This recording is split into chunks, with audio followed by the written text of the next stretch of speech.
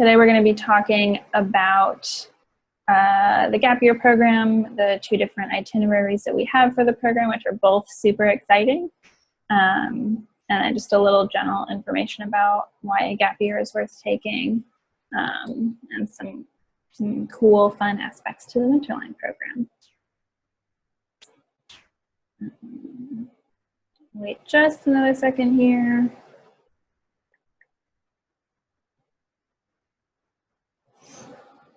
All right, let's get this started. Just a quick overview again, more in depth of what we're going to be talking about, reasons to take a gap year, what makes Winterline special, it's our skills. I'll give you guys an overview of the program, go a little bit more in depth about the two itineraries that we have available for the fall 2019 program, talk about some scholarship and aid, testimonials, and then time for questions. Just a little bit about me to start off with. I'm Nora. I am the Winterline admissions advisor. I've been with Winterline for about 2.5 years now, and I just got back from my first ever visit to the field, which was really exciting. I got to go spend 2 weeks with the students in Europe and see the program in action, do some of the skills with them. So that was really exciting for me. I work at Winterline not because I took a gap year. I did not. I wish I did. It would have been really good for me, but it's not really something I started thinking about until I got this job, unfortunately. But I did study abroad in college. It is definitely one of the greatest things I've ever done. And so to be able to help students learn and travel and see new places is really special to me. So let's just start off with some general reasons to take a gap year. None of this is Winterline specific. This is true of a gap year pretty much no matter what you do, as long as you're being intentional about your gap year. But 88% of gap year students say that their gap year increased their employability. Students who take a gap year also get a higher GPA generally than their peers who didn't take one. They also graduate faster, tend to take on more leadership roles on campus. 90% of students who take a gap year return to college the next year. So parents, if you're worried about your student pausing after high school and never going back, definitely let go of that fear. They will go back, and they will go back refreshed and more excited and with a better idea of what they want to be doing when they're there. Just a couple other things. 96% of students also report an increase in self-confidence. Of course, independence grows as well. And going back to that college aspect, Winterline does offer college credits, so you can stay on top of that college path while you are on our program. For anyone just joining us, we do have a chat box available. Feel free to drop your questions there. My colleague, Cara, is answering those, and I will also be talking some more about your questions further down the road. Now for Winterline a little more specifically, just a quick overview for any of you who are new to the program, maybe haven't had the chance to read about it too much yet. Our program is a skills-based program, which means that we are working to teach students real-world skills that they might not be learning in school, and we're doing it while the students travel. So students with that adventurous spirit who really want to see the world before returning to college are the students that we're looking for. Here's just a quick little overview of some of those skills. You can see it's a really wide range, from kayaking to scuba to cooking to defensive driving and woodworking and navigation. I love looking at these pictures. There's a lot of our past students here. So it's fun to see how they appear back up in our pictures. The defensive driving was one of the skills that I got to do in addition to the mask making when I was visiting the students, and it was so cool and so fun. Moving forward a little bit more, just to break down those skills a little more specifically into a couple of categories for you guys. We've got making and building, you know, like the natural building, learning how to repair a bike, planting a garden, urban farming. We've got some business and career skills, which are what our current group of students are doing right now. They're in Boston finishing up their program with us. They went to see a business pitch competition at Harvard today, and they also worked on some business pitches of their own, really learning about entrepreneurship and what it takes to build a business and start a business. So that startup boot camp is a really special aspect of the program. There's life skills as well, learning cooking, again, that defensive driving, repairing a bike falls into the life skills and the making and building skills. Students learn personal finance and budgeting on the program. They learn about safety and risk management. So there's a ton of life skills that they're going to get that will be useful no matter what they do when they follow up and return to college and even onward into their careers. We've got some presentation and communication skills that kind of ties into those business skills, but students are really learning how to communicate together. You know, when you live with a group of students for 9 months, for the span of 9 months, you really get to know them and you learn how to communicate with them. The students also do a lot of reflection on their program, and they do a couple presentations about some of the experiences that they have, particularly for their independent studies. So they really get that public speaking practice and that presentation practice in addition to like interpersonal communication. As far as other skills, there's also the outdoor and scientific skills. You know, the scuba diving, students are going to be doing some surfing coming up. That natural building that I mentioned can definitely also fall into this category. Students spend a week or so with our partner in Costa Rica called Rancho Mastatal, where they're really spending some time outdoors, learning permaculture, natural building, just kind of a lot about farming and food production. It's definitely one of the highlights of the program for students. Some other scientific skills, for example, they do robotics as well. And then students on the itinerary 2 for fall 2019 is that students will also be doing animal conservation, which is going to be really cool as well. So one word you hear us talking about in the Winterline world is partners. Those partners are the organizations that we work with to teach the students those skills. So those are really awesome world-class partners from all over the world. We've got regional directors in each region who work with those partners to help build the curriculum for our students. They've got the partners both on a curriculum level and also on a safety level as well. So the regional directors are vetting all of the programs and all of the partners before we agree to work with them. So really getting to travel and learn from the professionals at each of those organizations is what makes the program so special. Diving a little more deeply into the program specifics now. As an overview, the program for 2019 starts on September 11th, ends May 5th. There will be a winter break in there as well from the end of November through kind of early to mid-January when students can return home, get some rest, spend time with their family for the holidays, repack their bags, visit with friends who are home from college. The program is $55,000. That's all inclusive of the tuition for all of our partner organizations. It covers a variety of program expenses, including travel, food and housing. It includes insurance, the SIM cards that the students have, laundry. So that program fee is very all-inclusive. We do have financial aid and scholarships as well, which I will be touching on further into the presentation.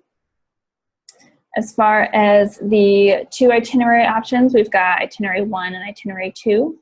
They're very similar. Both of them will go to the US, Panama, Costa Rica, Thailand, India, Germany, Italy, and the Czech Republic. There's a 6-week chunk of time in trimesters 2 and 3 where they vary, where they're different. So for itinerary 1, students will spend a little more time in Asia and Europe. So they'll go to Cambodia and Austria then, versus itinerary 2, where students will also have the really great opportunity to go to Africa. They'll go to Rwanda and South Africa. So just a quick overview of each trimester. Trimester 1 focuses a lot on living in our world and the relationship that we have with ourselves and each other and the physical planet. That's where the permaculture, the scuba comes in. Of course, there's cultural immersion there, as well as in the other trimesters as well. There's some marine ecology. Trimester 2 focuses a little more on connecting across cultures. So students will see some conflict resolution skills, whether that's in Cambodia or Rwanda. They will do other cultural opportunities. If they pick itinerary 1, they'll do the circus school in Cambodia. They'll learn a little more cooking, versus in Rwanda, they will be working with a local business, either on healthcare or sustainable energy. It kind of depends on what's going on in the region when our students are there. And then the 3rd trimester focuses a lot on choosing the path into the future, really working more on those personal and career skills. That's when they have their big week-long ISP. Their independent study project is what that stands for. We'll talk about that a little more coming up soon too. But that's a chance for students to pick a skill that interests them, really focus on it more specifically, and dig deeper into that skill. That's also, again, when those business skills come in, and some of those kind of entrepreneurship skills that will be applicable to any career that they have. So breaking those down a little more, students start off with orientation in Denver, Colorado. Well, they will be doing some team building activities, high ropes courses, group dinners to get to know each other. So that's really starting the program off on the right foot, setting goals, both personal and as a group, and getting to know each other, since they'll be traveling together for a long time. Again, trimester 1, living in our world. That brings in the scuba diving, the swimming, the diving, some kayaking, maybe some surfing. Students will work with some businesses in Panama. You know, some of these skills are sprinkled throughout in a lot of different kind of contexts. So a business in Panama is going to also be related to the world that students are living in just by the nature of the area that they're in. Students will also have a smaller independent study that first trimester. They will generally get a list to pick their top couple choices from and be assigned to something. So that'll be things like apprenticeships in coffee production, or in a bakery, or in the cloud forest doing some mapping. So they get some really cool opportunities there. Trimester 2, connecting across cultures. That's going to be in India and Thailand, and then either Cambodia or Rwanda. They'll focus on conflict resolution, self-care. Self-care is the main theme of the independent project for that 2nd trimester.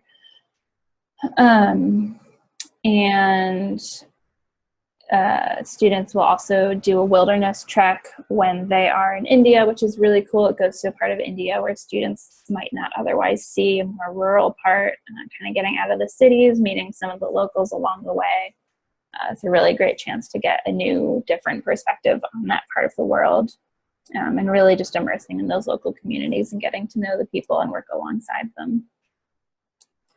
Trimester 3 jumps into choosing the path for the future, and of course building some of those life skills as well. So that's the BMW driving experience, getting those defensive driving skills, really finishing up the planning of that independent study and going off and doing it. And of course, learning just a variety of skills that will carry students into the future. Just to touch a little more deeply on the independent study project in the third trimester. As I mentioned, that is a week-long project that students have each year. They start planning it from the very beginning of the program, thinking about what skill they want.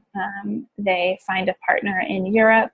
That partner can be found through connections that they have or through outreach and online research, of course, with the support of our field advisors as well as our office staff. They have a lot of support in the planning, the budgeting, and the risk management of this week. So students pick a skill that interests them, find a partner, plan it, get it all set and confirmed, and then they go off and they do it. Our students just finished. One student, I saw some pictures of his from his week that he just finished up. He made his own surfboard, which was really cool to see.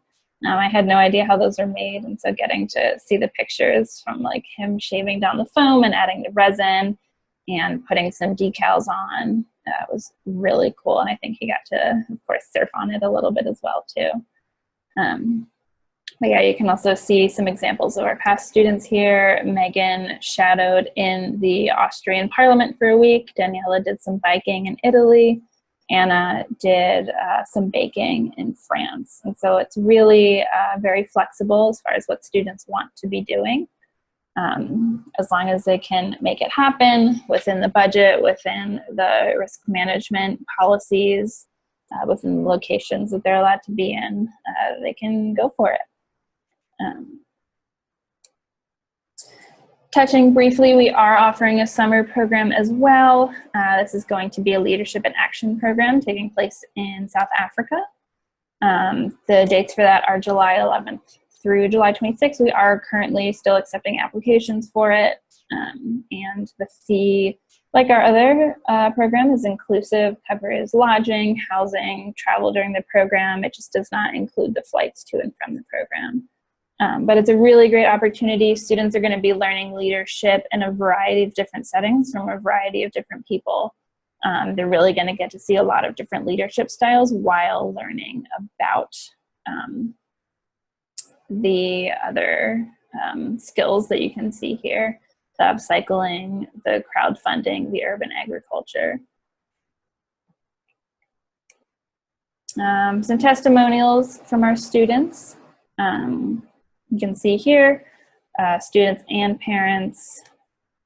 I chose Winterline to step away from school. I felt as if I was going to burn out if I didn't take a break. That's Anna. She's the one that did the baking and the cooking in France for her ISP. Just finished my first year of college with a 4.0, and I owe that to Winterline. Winterline paid for itself if we factor in the college scholarships awarded to my son after completion of the program. And this was one of the smartest investments we could have made for our son. We do have alumni contact information if you ever want to talk to some of our parent or students who participated in the program. I do have that information, so feel free to reach out to me, and I'm happy to share that with you. Touching on financial aid and scholarships, we have rolling admissions right now. We always have rolling admissions. So you can complete the online application, have a brief interview with a member of our team, and then you will generally hear shortly after that. Our scholarships are rolling too, so generally applying to the scholarship around the time that you're applying to the program is a great idea. And then depending on the timing, the scholarship committee will get back to you along with your program acceptance. And of course, we want to work with families to try and make the program happen as best we can. So we have need and merit-based aid. We have a bring a friend discount, and then we also have work study scholarships. The work study scholarships are really cool. Those are photography, journalism, videography, photojournalism, and social media. So those give students the chance to kind of help build those skills more. build a portfolio.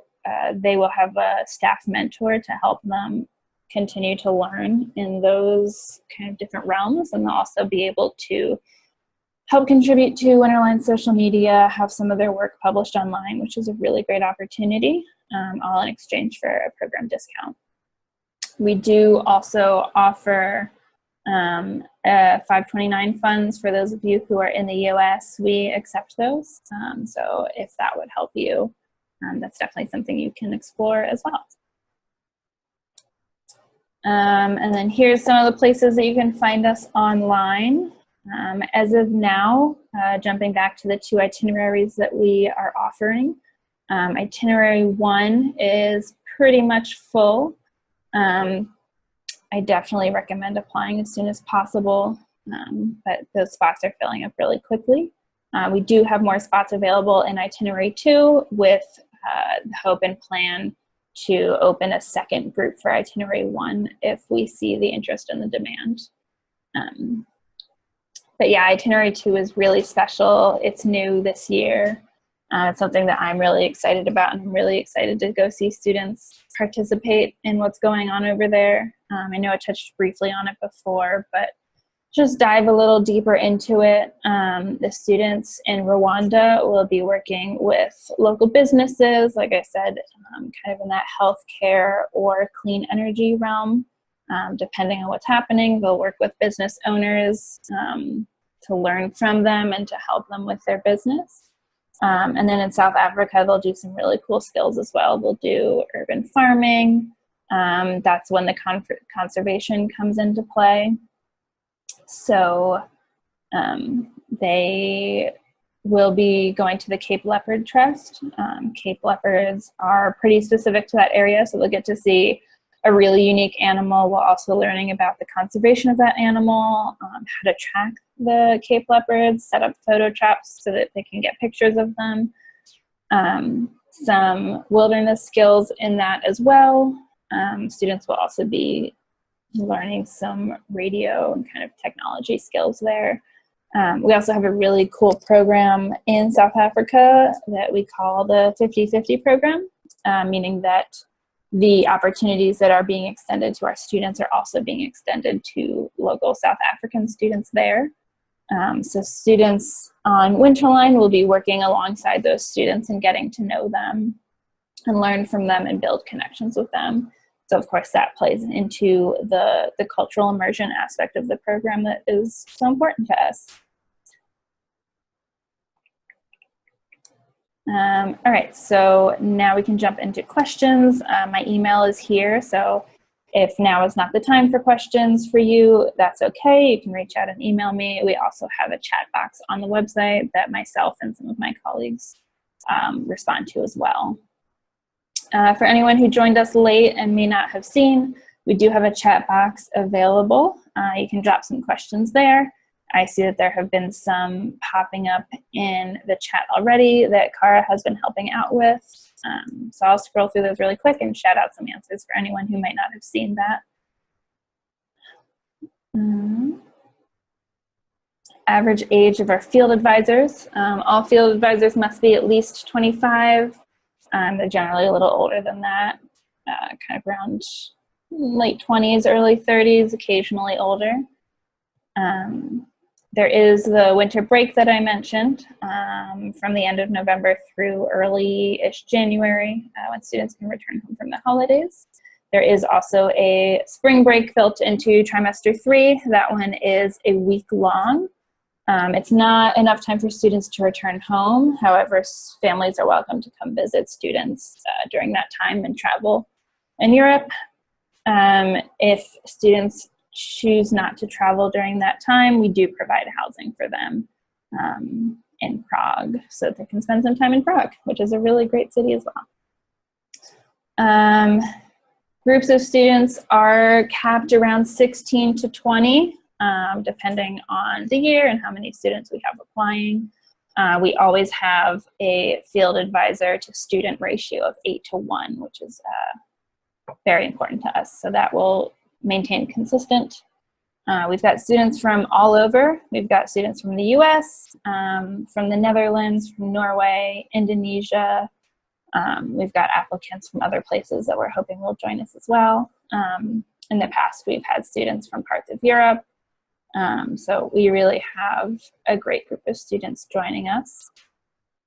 As far as the number of applications that we receive every year, that varies year to year, but it has been growing every year. I don't know that I have an exact number for you, but they're coming in multiple applications a week. So definitely it's a busy time. Let's see, other common questions we get. I have a lot of parents asking about risk management and safety on the program, of course. There's a couple major policies that we have to address safety. Of course, the field advisors all go through training. They're all first aid certified so that they're ready to respond in an emergency situation should the need arise. We also have the regional directors in each region. They welcome the students to each new region and kind of help provide orientation, you know, do's and don'ts of being in that region, what is good and bad and safe and unsafe behavior in those cities. So students kind of have that at the forefront of their mind in each new location. Students join the program with a smartphone that is unlocked, and we provide a SIM card for students in each region, in each new location, so that they can stay connected. They can text each other as well as their field advisors, and they also have a little card with emergency numbers and the contact information for their housing for each place that they're in as well, so that they always have that information on them, no matter what. Like even if their phone dies, they've got that little card with them. We also have curfew policies, as well as policies about the number of students that are traveling together. So if students are going farther away from the hostel, they will need 3 students with them, like a group of 3 total. If it's nighttime, they need at least 2. And there may be restrictions on where they can go depending on the city and what time it is. And then if they're just going, you know, down the street from the hostel to go to the grocery store and buy more shampoo and it's during the day, they might be okay to just have the 1 student by themselves. So that's a big one for us, is keeping that safety as our #1 priority at all times.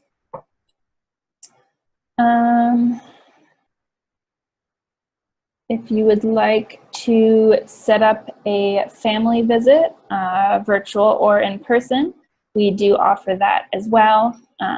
My coworker, Erica, is available for that. She was a field advisor for us formerly. She's now our director of outreach. She's a really great resource about the program, as someone who's done the whole thing before. And who talks about it all the time now.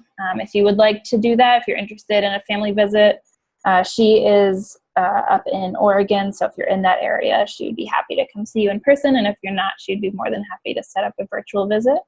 Her email is erica@winterline.com. Cara just dropped that into the chat box. That's Erica, E-R-I-C-A, not K, with a C, so you can email her. You can also check in with me anytime you want. I'm not seeing too many more questions popping up here, so I think that will be all for now. Thank you guys so much for joining us. Again, if you need anything, my email is here, Nora@winterline.com. Check in with us there on our chat box.